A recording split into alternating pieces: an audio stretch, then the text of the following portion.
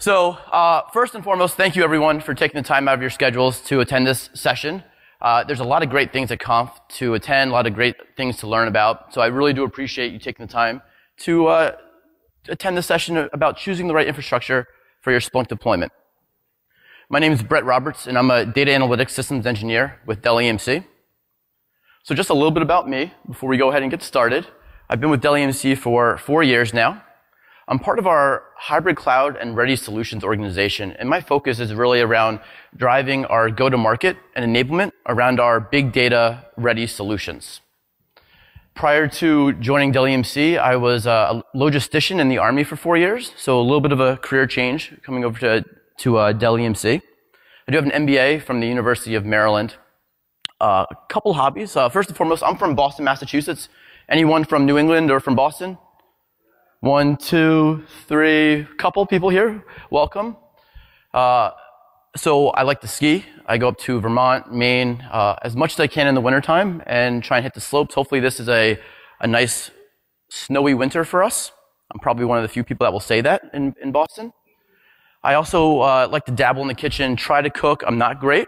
I eat it. Not a lot of other people do, but I'm trying, I'm learning, trying to get better in the kitchen. And then I just started learning more about wine and trying to collect wine. It's a very challenging thing because I also like to drink wine. So how do I store some but drink others? Anyway, I'm trying to learn more about wine. It's one of the passions I've been trying to get into over the last year or so. And then the last thing about me is I'm also part of a nonprofit organization called the Mike McNeil Organization. And this group focuses on putting together different events within the greater Boston area, things like sponsoring the Spartan races, but also putting on pub crawls in a town called Lowell, Massachusetts, where we raise money for cancer awareness. So this picture here at the bottom, let's see if my laser pen works, this picture at the bottom, this is about 2 years ago. We had 500 people join this pub crawl. It was a great time, lots of fun, which is one of the things we want to focus on, but also we raised a lot of money that we were able to donate to Mass General, which is one of the leading cancer research hospitals in New England, in the country probably. So I'm pretty passionate and proud about that as well. 2 quick shameless plugs. I'm active on Twitter, so if you have a Twitter account, do me a favor, follow me, broberts2261. I talk a lot about what I'm doing with Splunk, what Dell EMC is doing with Splunk, and just big data in general. And then I'm also a contributor to a blog and podcast that's on bigdatabeard.com. I know what you're thinking, wow, very original. He has a beard, we're giving away beards, we have Big Data Beard socks, and he likes big data. I like it, you know, it's all things big data, and we also talk about some beard stuff as well. And a lot of the other contributors have beards, so it seemed like a nice fit for us. So check those out, follow me on Twitter, try to get as much of our musings around data analytics and big data out there as possible. Okay, so classic forward-looking statement. There's nothing forward-looking in this presentation, just so you know. All right, so let's jump into this. First and foremost, my goal is that everyone walks away from this session with a lot of useful information, both for yourselves and for your organizations. But there's 3 key takeaways that I want you to walk away from at the very least. The first is the understanding that Splunk is a business-critical application. And what does that mean for infrastructure considerations? The second is understanding what those different decision points and infrastructure considerations are. And then lastly, how do I apply those considerations to my own organization and to my own Splunk use cases to be able to choose what's the right path for my organization when deploying Splunk. I'm going to be making a few assumptions going into this presentation. The first one is that everyone here has heard of Splunk. We're all at Conf, right? We've all heard of Splunk. At a very high level, we know what Splunk is, what they do. At a very high level as well, we have an understanding of how Splunk works, some of the different components of Splunk, indexers, search heads, forwarders. And then lastly, a very high level understanding of the different infrastructure components that are out there, your compute, your storage, your networking. Just some basic assumptions going into this presentation. Okay, so a trend that we've seen over the last couple of years is that more and more Splunk has become a business-critical application for a lot of organizations out there. You might have your own stories about how you started with Splunk in your organization or how you yourself started with Splunk, but we've seen a lot of organizations start with 1 or 2 users who heard about Splunk, went online, downloaded the free trial version, put it on their laptop, and started playing around with it, and maybe they solved a critical problem within their organization, and that snowballed into Splunk being added for more and more use cases, maybe being in a test dev type of environment. But then at some point, it became very critical and underpinned and woven into the fabric of both the business and IT within your organization. And when an application like Splunk becomes a first-class citizen, business critical, there's certain infrastructure considerations you need to take into account to ensure the following things. First is performance. As you add more users to your Splunk environment, as these users search or use more searches with Splunk, maybe they're more concurrent searches, maybe you're ingesting more data from different sources that you weren't previously, you need to account for performance and ensure that your infrastructure enables you to give your end user that performance that they expect and have consistency in performance as you grow users' data ingestion. So that's the first thing you need to account for. Second is growth, and I'm talking about capacity growth. More data flowing into Splunk, maybe now that Splunk's in production, you need to expand or grow your retention use cases. And as a result, you need to account for that capacity growth in your infrastructure. Splunk as a business critical application also needs to be highly reliant. The users expect Splunk to be operational 24/7. You need to ensure your infrastructure allows you to have that high availability and reliability so Splunk can do its job and ensure the critical aspects of your business. And lastly, you need to be able to scale your environment to account for the performance and capacity growth seamlessly. And you don't want to have to always rip and replace your environment every time you need to either grow for performance reasons or capacity reasons, right? You want to be able to seamlessly scale your environment and not have to change things every time. So that's the considerations, and that's the reason why we need to ensure that we have optimal infrastructure for Splunk. I think we can all agree that Splunk's a really cool platform. They're doing a lot of great things. I mean, some of the things that they talked about yesterday, really cool stuff, and today as well.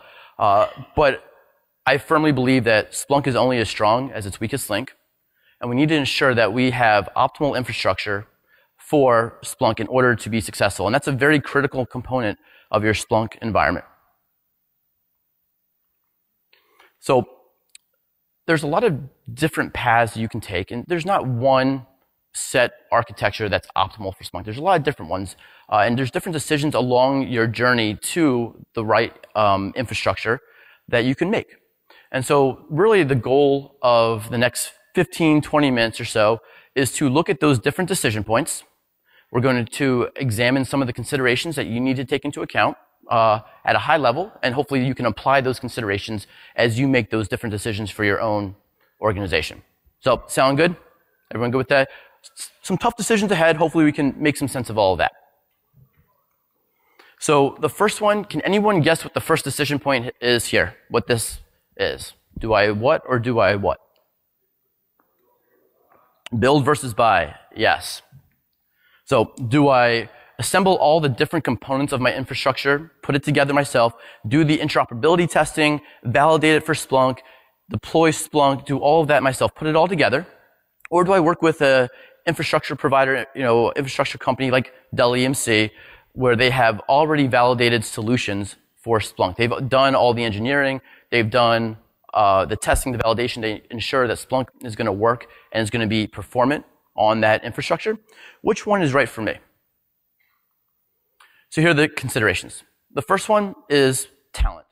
What is the talent in my organization, and what's the best use of those resources? Do I have the talent to be able to go and do the testing, put everything together, potentially at scale, put everything together, validate it, ensure that Splunk's going to work, load Splunk on there, and get it up and running? And is that the best? And is that the best use of their time, right? Or could they be used elsewhere for other priorities within IT? Or is my talent, or do I buy because I can use this talent in other aspects of my IT operations? The second is use case. Do I have a very unique use case where I need to build a unique environment to support that use case? Or is my use case more common where the out-of-the-box solutions that I could buy will meet the needs of those use cases. What are you looking to do? What is that use case? Are you doing things with, potentially other big data software vendors, other big data use cases other than things with machine generated data? How does that look for you? And if it's unique, you might need to build that infrastructure to be optimal for what you're trying to do. The third one is time to insight. How quick are you trying to get your Splunk environment up and running, right? How quick do you want to start getting a lot of the data from Splunk, a lot of the insights, and be able to make decisions? If you're okay with sacrificing a little bit of time getting Splunk up and running, then you could build your infrastructure. But I've seen many times when you buy infrastructure that's already been validated and tested that you are able to deploy Splunk quicker and get up to using Splunk and getting the insights that you need. And we all know insights really do equal value, right? Getting the value out of Splunk quicker. So the fourth is cost versus complexity. And what I mean by that is how much complexity are you willing to assume in your deployment of Splunk, in your actual environment for Splunk, based on how much are you willing to pay? If you're willing to assume more complexity to sacrifice cost, then build is a very viable option. If you're willing to pay a little bit more to take out some of that complexity, ensure that you have a risk-adverse deployment, potentially risk-adverse, then buy is a very viable option. And that does go into the fifth point there, which is risk. How much risk am I willing to assume in my deployment of Splunk and in my environment?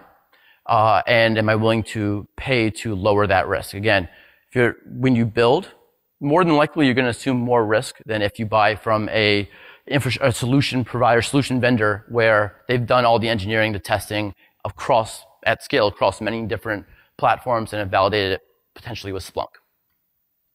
All right, so that's the first decision point. Can anyone guess what the second decision point is? Yeah, so it's on-prem versus off-prem. Remember, cloud is an operating model, not a location. So on-prem, do I keep it in my data center? Do I manage it in-house? Or do I take it out of the data center either to a managed environment or one of the public clouds, right? All right, so some of the different considerations for this. First one is strategy. What is your company's strategy? Everything is moving off-prem? Everything is going to one of the major public clouds, AWS, Azure? Or is it we are still keeping everything in our data center? We are standardizing on-prem. You're probably going to want to align for the most part with what your company is doing and where the momentum that your company is going, either on-prem or off-prem. The second is, what are the regulatory and compliance needs for the data that you're bringing into Splunk? And is going off-prem viable for that? Or do you need to keep it within your data center to adhere to the industry or whatever regulations accompany that data, right? So not everything off-prem can be, you might have some data that you need to keep in-house in your data center. That's something you want to take into account when you're making that decision. The third one is talent. What is the talent of my organization? Are they more aligned to the on-prem type operations in the data center? Or are they more public cloud-based off-prem type talent where moving everything, putting the workload in an AWS or an Azure is the best use of that talent? The fourth one is data growth. And what I mean by data growth is, where do you see the growth of your Splunk environment from really a capacity standpoint, but also from a performance standpoint in the future? Going off-prem right now, maybe putting this on Azure, AWS might be very viable. It might be the most cost-efficient today. But do you see rapid growth or growth in your Splunk environment in the future where that cost model might not be as viable as it is today? So you don't only want to plan for now, but you want to plan for the future. We've seen a lot of big companies, or not a lot, a couple of big companies over the last couple of weeks begin to repatriate some of their data back on-prem from some of the public clouds out there. You want to take that into account and see where you think your Splunk environment is going to grow. So if you think you're going to be adding use cases, bringing in more data, expanding that, going maybe from 250 gigs a day or a terabyte a day all the way up to 20 terabytes a day, you want to take that into account when you're looking at your cost modeling, right? And that feeds into the fifth one there, which is economics. Are you more of a CapEx or OpEx organization? Are you looking for a major investment up front? Or are you looking at incremental payments and the things that you do when you go off-prem? Okay, so here's the third one. Does anyone know what this one is? I heard part of that. Yep, so virtual versus physical. And just real quick before we go into this, I had fun last night at the search party. I spent a lot of time talking to customers and partners yesterday, so my voice is a little scratchy, so apologies if it's a little broken or if I'm taking a pause to drink some water. Definitely woke up this morning and thought that I lost my voice, so I'm glad that's somewhat back. All right, so yeah, virtual versus physical. Do I virtualize my environment? Do I virtualize parts of my Splunk environment? Or do I standardize on a bare metal architecture for Splunk? So some of the considerations for that. Again, first one is strategy. What does your company require, recommend? Where is your company going? Is it a we virtualize everything type of organization, or is, hey, we're still bare metal physical environments for these workloads? Or is it a little bit of both, right? Could it be, again, I might virtualize some of my components of Splunk, but then I keep maybe my indexers or my search heads on physical servers. The second one is scalability. As you need to scale your Splunk environment, as your Splunk environment grows, you see a lot more efficiencies when you virtualize, right? You have efficiencies at scale with virtualization. So if you think you're going to need to scale and you're going to have growth in your Splunk environment, and like I said, with business critical applications, we're seeing that more and more where people are adding use cases, ingesting more data, you're going to want to ensure that scalability becomes more efficient with virtualization. The third one is dynamic versus fixed. With virtualized environments, you have more flexibility. You're able to have more of a dynamic deployment of Splunk. And what I really mean by that is you have the ability to add resources to your different components of Splunk a lot easier in a virtualized environment than a bare metal environment that's more fixed, where you have to potentially procure new resources, new hardware, and go through those organizational procurement processes when the end user needs maybe an additional indexer or a more robust search head, something like that. So where do you see the needs of your organization, and do you think that a more dynamic, flexible ability is right for your company? The fourth one is multi-workloads. Are you planning on running multi-workloads within this infrastructure and with this environment? You're going to need to virtualize. And then the fifth one is overhead. And I'm talking about really virtualization overhead. When you virtualize, you need to commit some of those resources to the virtualization component. Very small, not a lot of resources, but you still want to plan for that, right? You want to take that in consideration. Am I okay with taking some resources from my physical Splunk environment so I can virtualize?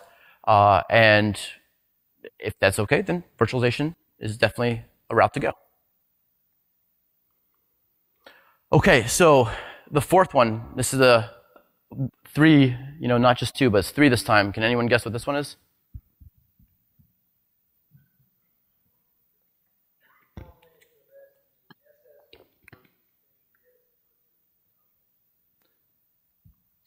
So it's DAS versus a SAN NAS type of environment versus software-defined storage. So some considerations for which one of these architecture types might be optimal and ideal for me. The first one is capacity. What are my capacity needs now? And not just, again, today, but looking into the future. Where do I think my capacity needs will be in the future? And when I think of capacity and getting an idea of what your capacity needs might be, I think of ingestion, retention, and replication. How much data am I bringing into Splunk on a daily basis? How long am I retaining that data? And also, how long am I retaining it in hot and warm, cold, or am I also freezing the data? And then lastly, how many copies of that data do I need? So that will give you a very good sense, not 100% sense, but a very good sense of what your capacity needs will be. So again, looking now, if your capacity needs are not that high, you have smaller capacity needs, and you don't think you're going to have rapid growth in capacity or that need for capacity growth in the future, then DAS is a very great landing spot for your Splunk workloads. If you are starting with a larger capacity need, maybe something like 100 terabytes of capacity or more, or you see that there's going to be a huge inflection of growth in the immediate future or the near future, then going with a SAN NAS type of environment or a software-defined storage type of environment gives you more flexibility and it gives you more efficiencies with that amount of growth. The second one is scalability. How do I want to be able to scale my environment? First and foremost, all three of these architecture types allow you to scale out. Remember, Splunk is a scale out application. So they all allow you to scale out, but how do you want to do that? Do you want to have more of a fixability? Again, if you're going with a bare metal server, you're going to have to add servers every time you want to add indexers, search heads, or any components of Splunk. Or do you want to, with like a SAN NAS type of architecture, where you can decouple your compute and your storage, and then you can add resources based on, is it a performance thing I need to adhere to, or is it more of a capacity thing, right? How do you want to be able to scale that? And then with software-defined storage, you're able to use software at the infrastructure layer to manage those resource pools and to be able to add resources based on your scaling needs. The third one is management, and I'm talking management of infrastructure. So how do you see yourself needing to and wanting to manage this environment? DAS inherently doesn't have any management tools. So if you're going with servers and you think that you're going to have a lot of servers, you're going to grow and that's where your environment is going to be, are you okay with and able to manage that many servers within your environment? Or do you want to use some of the tools and the software that comes with software-defined storage type of architecture or a SAN NAS-based architecture to manage that environment at the software layer? The fourth one is data services. So do you need enterprise data services? Things like Snapshot, right? Are those things that you need in your environments? Or, is this going to be in production where you need some of those data protection services or any type of just data services in general? Again, DAS inherently doesn't come with any of those enterprise data services, but some of the enterprise storage, like an Extreme IO, for example, or an Isilon, come with those data services, or software-defined storage has that at the software layer as well. So what do you require for your infrastructure? And then lastly is cost. How much are you looking to spend, right? I think cost is a very big consideration for all of these decisions, but what are you looking to spend? DAS, as an upfront cost, is a cheaper option than for the most part, than a SAN NAS type of environment or a software-defined storage environment. But again, we've seen as you grow your environment, as you scale, some of the efficiencies that you're able to get from a software-defined storage architecture or a SAN NAS-based architecture allow you to see some more, it helps on the bottom line as you scale. But what's your upfront cost look like? What are you able to spend? What's your budget? But also, are you looking to be able to enjoy some of those efficiencies as you grow your environment as well? Okay, so I'm going to shift gears slightly here, and we're going to go into some more of the Splunk-centric recommendations and infrastructure considerations. Just to start, just to level set, we're going to talk about data tiering with Splunk. So data is ingested into the indexer. An event is created, it's indexed, and it's put in your hot bucket where it remains. You can read and write in hot, and after a certain amount of size in that hot index, data is then moved to warm. Remember, hot and warm always stay together. You can't separate those two. They have to stay together. But warm, within the pathway, is a read-only index. Once your warm bucket fills up, then the data moves to your cold bucket. And with Splunk, again, remember, it's a first in, first out. So the earliest data that's been in there is the first data to move to the next bucket. Data stays in your cold bucket until that reaches a certain capacity. And then you have the option of pointing the data to frozen, where you can't search, but you can retain, and you can use frozen for some more policy-based retention needs. or you can delete the data. The data deletes. So that's how data flows through Splunk. So with that being said, here are some of the recommendations for the different buckets for Splunk. So hot, warm, like I said, they has to stay together. And we recommend block storage, something like a DAS, SAN, or software-defined storage. This is going to be your high-performant data. This is where the majority of your searches are going to be, for the most part, not always, but for the most part. So you want to go with something like Flash, a Flash type of architecture. Anything greater than 1,000 IOPS is recommended. So moving on to cold, you have two options, and this is based on how much cold you're going to have. So the first option is you can keep cold on the same hardware and the same storage platform as your hot and warm, just a separate index, and data moves from warm to cold. Or there might be a case where your capacity needs for cold make it a more viable option to decouple it and put it on a different type of storage array that's more cost effective, looking at your cost modeling. So with that, you can actually put it on anything with an NFS mount, so like a NAS architecture, something like Isilon, scale out NAS. Here, again, this is not your most performant data, so you go with spinning disk, hard drives, and I recommend 800 IOPS. Okay, and then lastly, frozen, like I said, this is data that can no longer be searched. It's more for your retention-based, or your policy-based retention. So you can keep it on NAS, or you can also decouple it a third time and move that to like an object store type of environment where you can save a lot on cost. Okay, so the next part is choosing the right indexer. Which indexer is right for me? I will say that Splunk does a great job on their Splunk documentation, putting lines in the sand on different configurations and recommendations for indexers.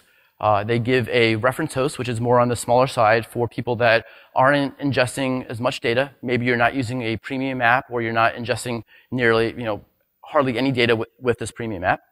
All the way to high performance, where you might be ingesting 300 gigs a day per indexer, and you might be running multiple premium apps and a lot of different apps out there. So these are the three configurations that Splunk lays out.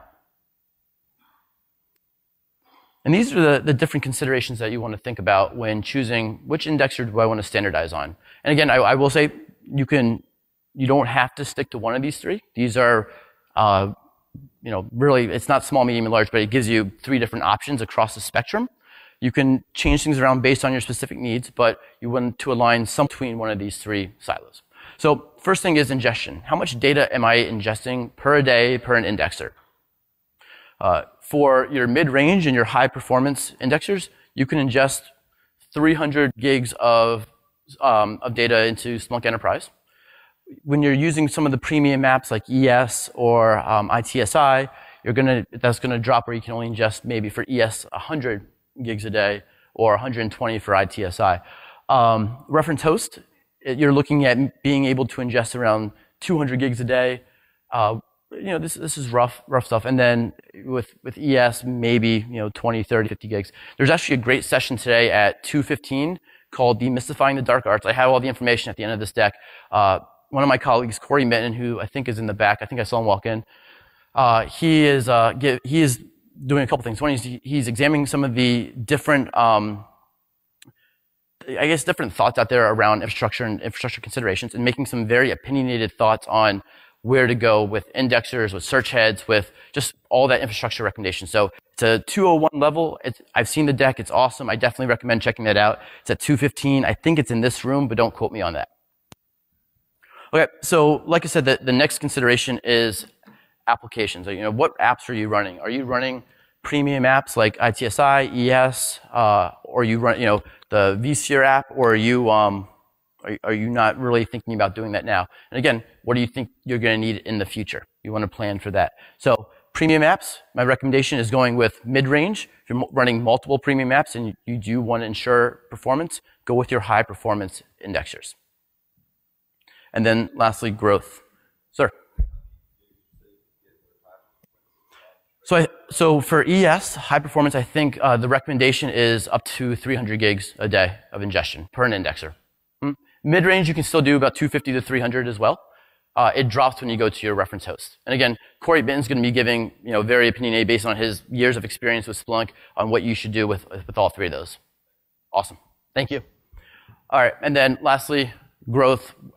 Where do you see the growth within your indexers? If you're only think you're going to ingest 100 gigs a day and you're never going to grow and you're going to be very fixed, then a reference host might be a good place to start. But if you are starting with 250 or 300 gigs and you think you're going to continuously grow and you're going to need to add indexers, you want to go with a mid-range or high-performance type of indexer.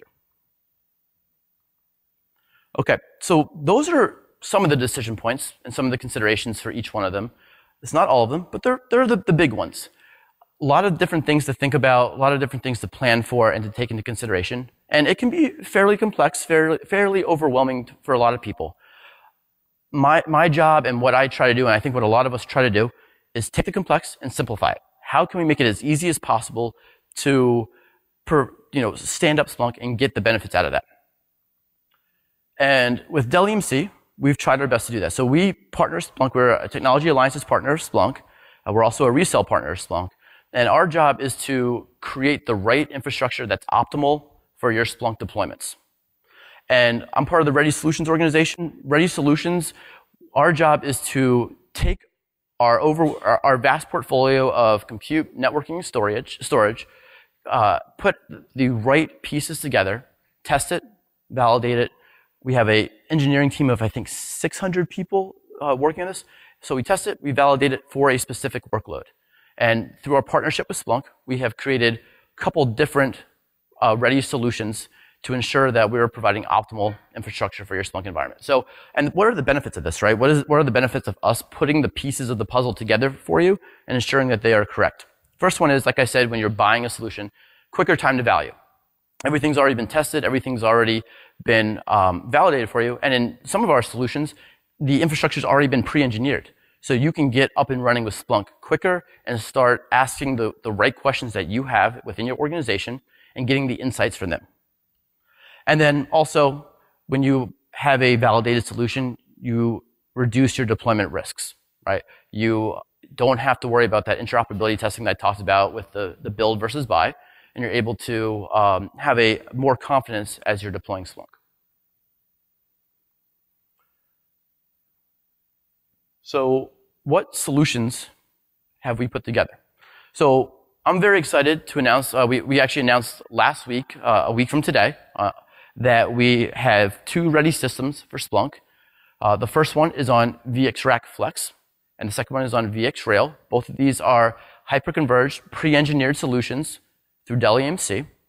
And you also have the option to add Isilon scale-out NAS, like I said, when you want to decouple your hot and warm from your cold. These give you a couple different points of flexibility that we talked about. So you can go bare metal, you can have a hypervisor flexibility, or you can go VMware virtualization. You can go with flash, spinning disk, or a hybrid configuration. And like I said, bare metal or virtual. Both of these are software-defined storage, hyperconverged platforms. And if you have any additional questions or want to learn more about what we're doing with these and why we think these are optimal for Splunk, stop by the Dell EMC booth. More than happy to talk more about that. We also have created some DAS configurations, because again, we're trying to ensure that we meet the entire spectrum of deployment needs and deployment use cases. So we have multiple DAS configurations that we have built based on all the great documentation that Splunk has provided. Remember, I talked about the indexer and the different configurations.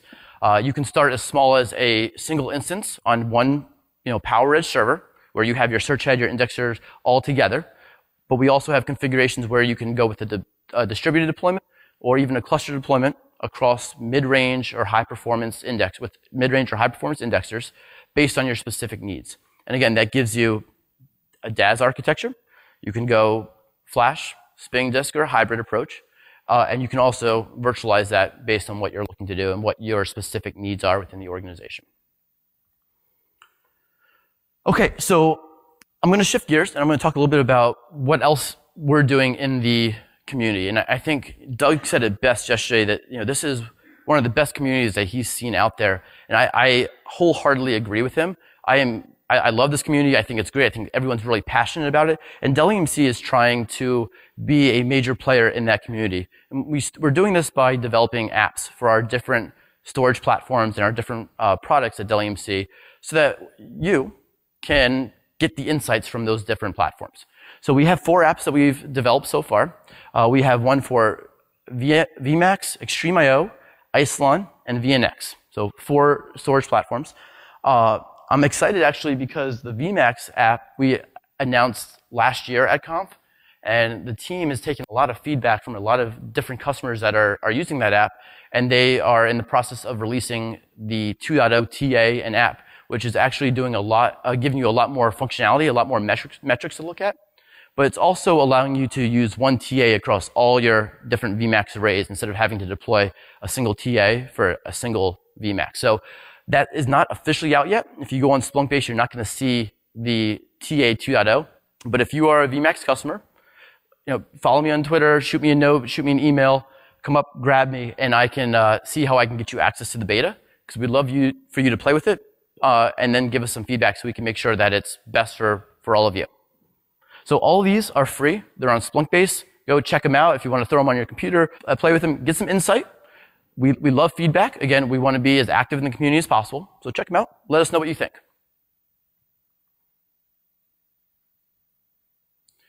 All right, we also have a team of Splunk Ninjas at Dell EMC. I'm sure you've seen either, whether it was last year or this year at conf, people walking around with a blue t-shirt saying, you found a ninja, let the ninjas help you.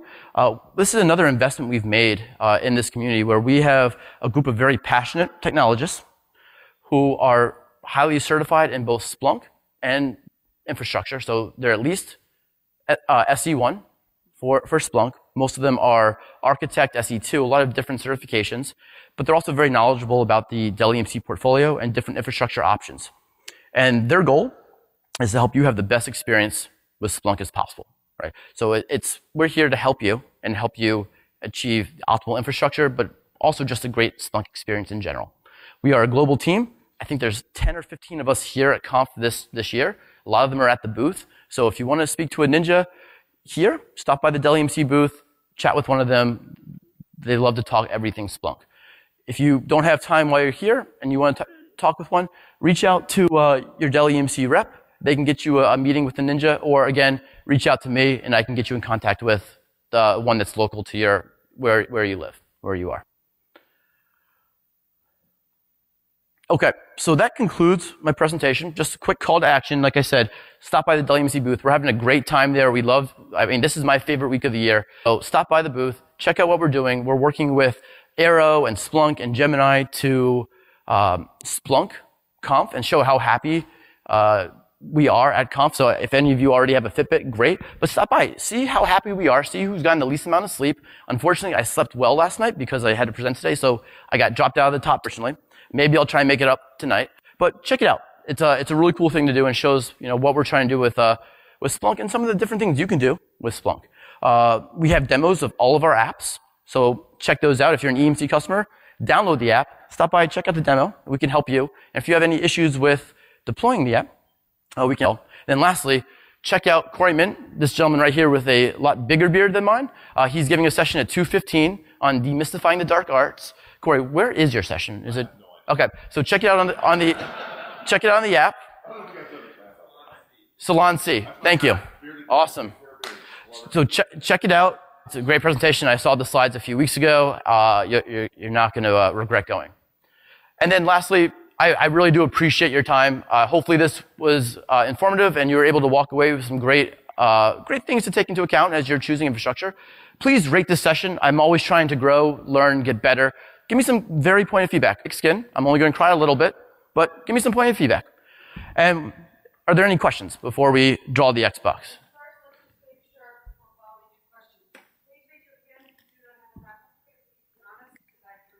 All right.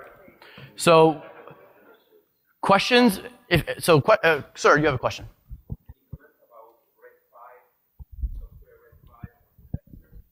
Sorry, I can't.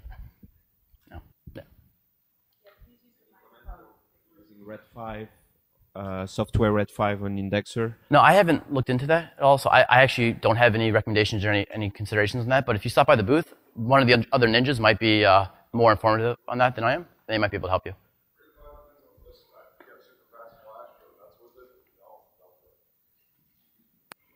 All right, so who doesn't have a raffle ticket yet? Is that everyone else has their hands up for that, right? And we're on the honor system here. Also, we have some big data beard socks up here, some blue big data beards, and I think it would be super cool to get everyone to wear one of these and take a huge picture. I think we would trend on Twitter. And then we also have some VxRail bottle openers up here as well. So, sir. Mm-hmm.